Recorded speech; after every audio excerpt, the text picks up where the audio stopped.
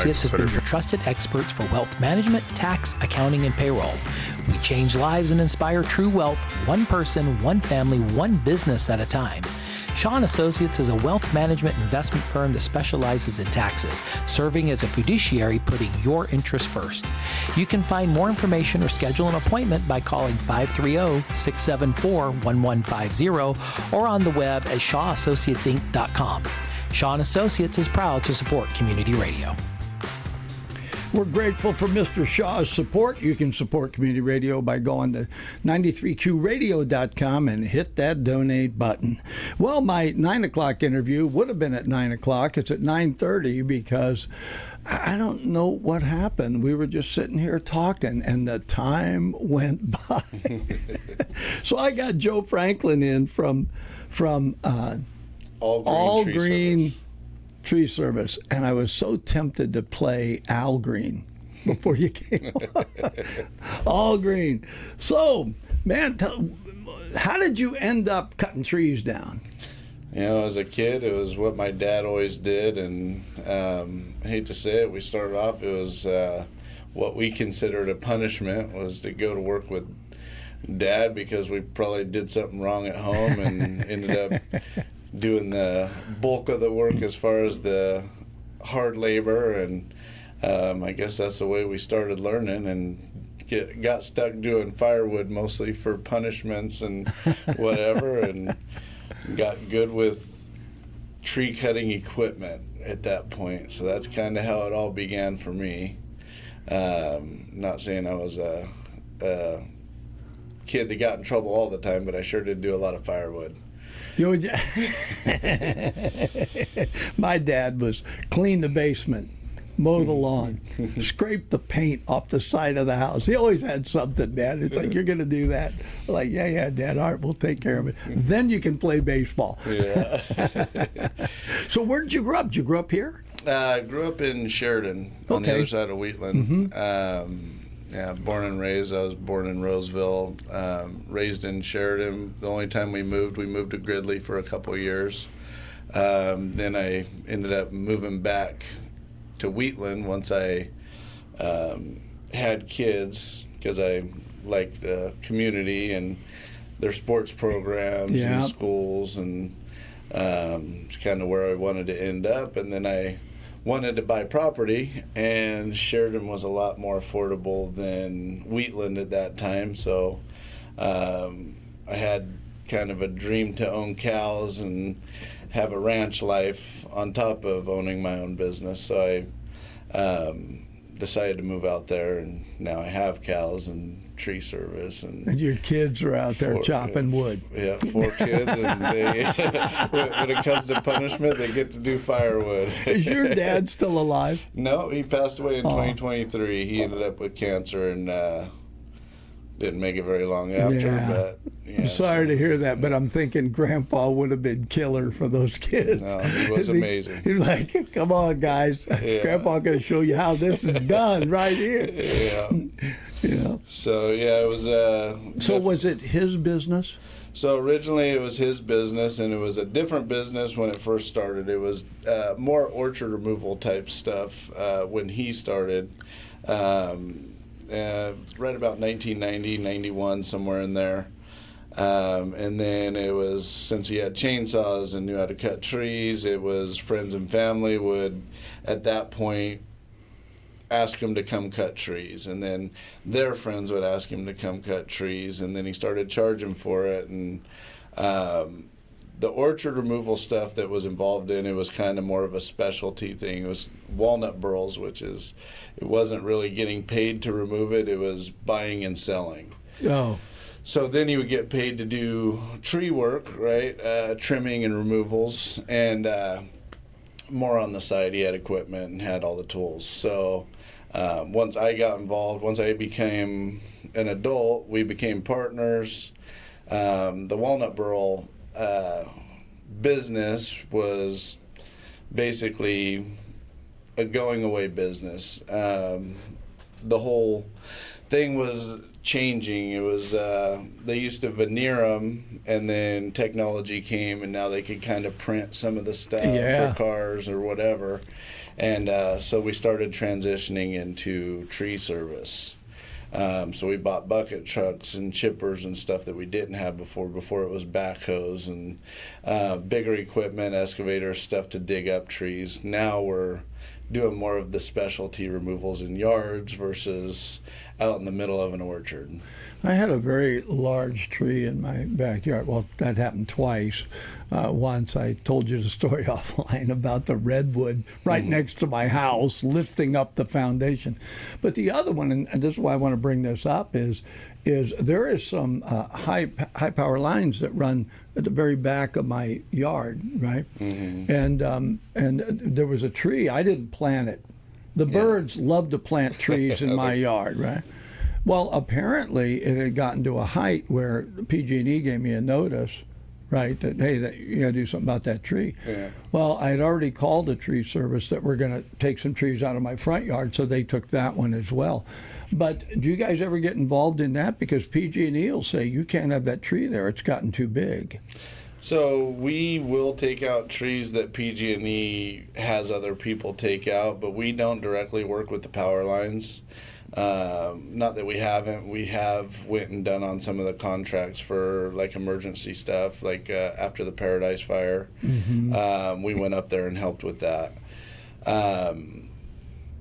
With PG&E, there's special insurances and stuff. It's literally a whole different business, and the licensing that we have works for it, but the insurances, the training, the certifications, everything about it's different. So if you switch gears into that, it's you basically just do that. We try and stick to more of the residential commercial. It's kind of our bread and butter, and we like helping people. We like dealing with people. We don't necessarily want to grow to the point where it stresses us out to have that many people and be that spread thin. It's not personal. It's not anything that we see ourselves or want to be. We enjoy basically dealing with the community, helping people, helping the families that we employ and getting to know them personally, hang out with them, consider them friends. We want to stay, lean and mean. Small is best. The more we try and grow, the farther it gets away from personal. Yeah, I believe that.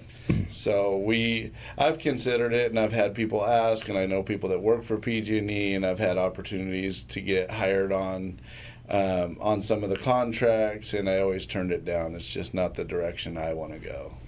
Well, it's really there's a lot of people that have trees where they shouldn't be, and they end up calling guys like you and say, this tree can't stay here. Yeah. It's like me, it's lifted up my house, okay? That's it. And I called my insurance company, they said, we can't do anything, that's like a maintenance, but if it falls on your house, you're covered. I'm not gonna wait till it falls on my house, so I had to have it removed. So what kinds of services, if you had to say this is what we do, what would you say? I would say we're majority tree trimming and removal service. We do a lot of defensible space work. I would say that's probably our main categories. I mean, we do a lot of land clearing type stuff too, but I would say defensible space, and I mean, even for the insurance, that's been huge in our industry. As an arborist, it's really hard to go in and not argue with the insurances and do what they want because it's against tree health. Everything about the way you trim trees for any kind of insurance clearance, a lot of defensible space stuff isn't necessarily tree health. So there's a reason for it. And usually when you're trimming trees or removing trees, it's tough as an arborist to make the call because you think the tree kind of trumps over a lot of other stuff. Yeah. So your recommendations are a little different than the people want. Or what the insurance wants, or what the fire people want, right? So we try and make it a balance. We try and save what we can, but obviously tree trimming hurts the trees, but you have to do it because people, cars, Yeah, vehicle, or, yeah. houses, whatever, property, right? The potential for damage. If it's a high-risk situation, you got to make the call to get rid of it, and trim it more than it should, possibly. So there's everything's situational, but it's definitely something that has to be done. We had Mother Goose Preschool, and we had, they got a disease. It was fruitless mulberry, and so some of them we had to have removed. Mm-hmm. But a guy came in, and usually when they trim those, they just cut them where it just looks like it's just limbs, right? And then it grows back. This guy came in and said, "Aren't you using these for shade?" And I said, "Yeah, it's on the playground, right?" And he said, "Well, don't trim it like that anymore." He said, "Let me canopy it." And I didn't even know what that meant, right? Yeah. But I'm telling you, when he got done, these trees were gorgeous. All this, when it's farther up, right, when they do that. Yeah. Just this incredible shade. And I went, how come I didn't know this 10 years ago, right, that you could do that? So there's a real art to how to do it for every given situation, isn't there? Oh, big time. And so there's a saying I like to say is, for every action there's a reaction, right? For everywhere you cut a tree, it's gonna react in a certain way. Fruitless mulberries, for instance, some people call it topping, some people call it pollarding. Usually it's a topping cut is what it is, which is against industry standards. Fruitless mulberries, for the most part, people think they do well, but it really, they come back the next year. It doesn't necessarily kill them, but you're creating a hazard in a high maintenance tree, right? It does respond to where it lives, and they fight off decay pretty well. But when you do that to a lot of other trees, and its species is completely different for different species. But you do that to certain trees and they get rotten. Ash trees are really bad. Maple trees are really bad. 10 years down the road, now you got these giant branches now falling off and hitting stuff. So you have to keep up with the maintenance on it. And as an arborist, we don't call that. So we call it removal in phases. So if you cut it back like that, just plan on removing it, because it's going to be a removal at some point. The only time that I do that is if somebody wants to save a tree for a little while and plant a different tree and allow it to grow a little bit before losing that shade, create more shade. Got it. I will recommend something like that, but typically I try to steer them away from that as much as I can. And I have 4 fruitless mulberries at my house, and I've never cut them back like that It's the only thing I am extremely allergic to. Really? And we had 7 of them at the church and school, and one big one in my front yard. Those little caterpillar things that come up, and it's like the kids loved it. And I'd be like, okay, it's like, gosh, Yeah. So if somebody has got an issue with a tree, do you guys cover since you're an arborist? Because I had to call an arborist because we had what were they called? Magnolia trees. Yeah.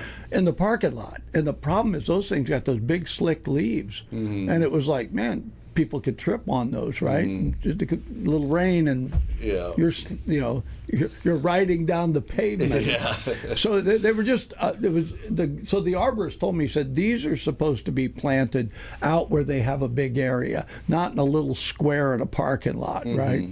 And so if somebody were thinking about, hey, I want to put some trees on my property, do you guys go out and help them with recommendations? Yeah, we do consultations, we do arborist reports, we do pretty much everything with tree service work.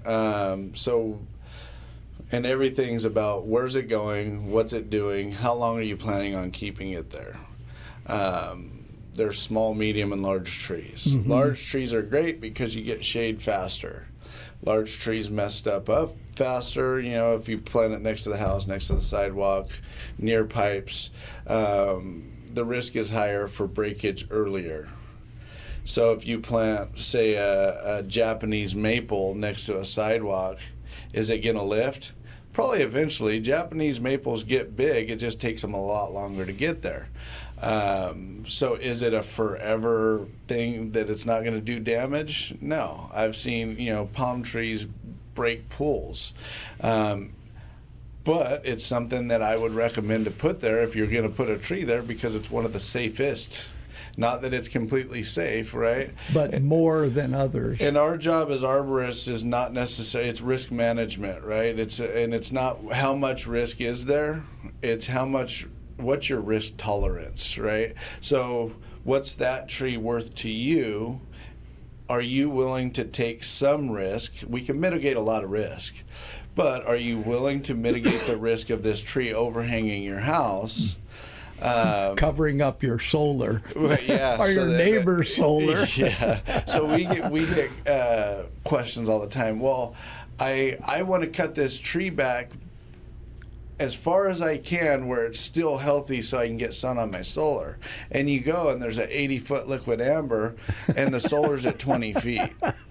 And so there's nothing healthy about any way you would ever cut that. So the recommendation is removal. There's not really another option, and a lot of times you just turn the work down because they want to go say, hey, well, I want this done.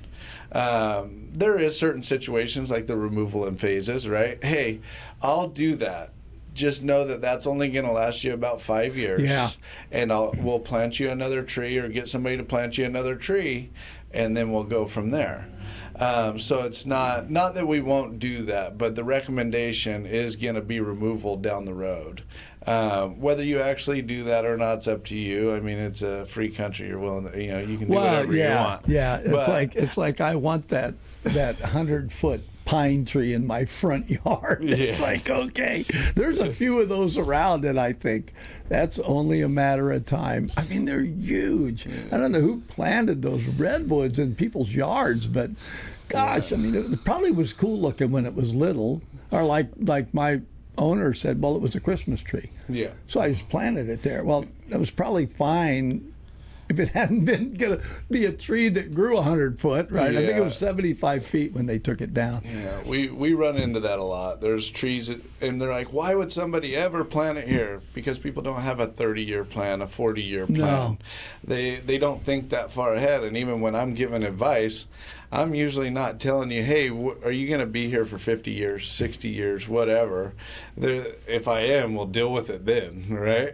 So a lot of times, those are the questions I ask is, hey, what's your long-term plan? Is this a rental versus is this the home you're going to live in? Because maintenance is an issue, right? If you're trying to make it an income property, you're going to do something different than, hey, I love this tree and I love this yard. I sit back on this porch every day. Okay, then it's worth having me come out every year to touch this up and do this and do bare minimum to keep this tree as healthy as possible versus doing more so I don't have to come back for 3 to 5 years because it's a rental property and you don't want to have to deal with it every year. So there's decisions made based off of situations. This is what it comes down to. So let's talk a little bit about how do people get a hold of you, right? What's the best way to contact you? And, do you have a web page, that kind of stuff? Yeah, we have a website, Facebook. The best way to get a hold of us is just calling us on the phone, which is 530-788-2026. The girls in the office are real great. Customer service is basically our biggest selling point. We try and be on it as fast as possible, get somebody out to give you a free estimate, try and make it as seamless as possible. That's our bread and butter. And we hear it all the time that, oh, this guy didn't answer and that guy didn't never call me back. And so we make it our biggest thing is, hey, customer service comes first, right? Yeah. Second comes the best cleanup in town. So you always want to, cutting these big trees down, a lot of people can do it. And anybody can buy equipment and whatever. Holding to what you say and having no question if you're going to do a good job. And reviews is huge, right? So you can go on people's reviews and see, hey, they have bad reviews because they don't do a good cleanup. So we definitely pride ourselves in a really good cleanup afterwards. I won't even leave a mess if it's a front yard tree and they say, hey, just leave it and I'll clean it up. How much is that price?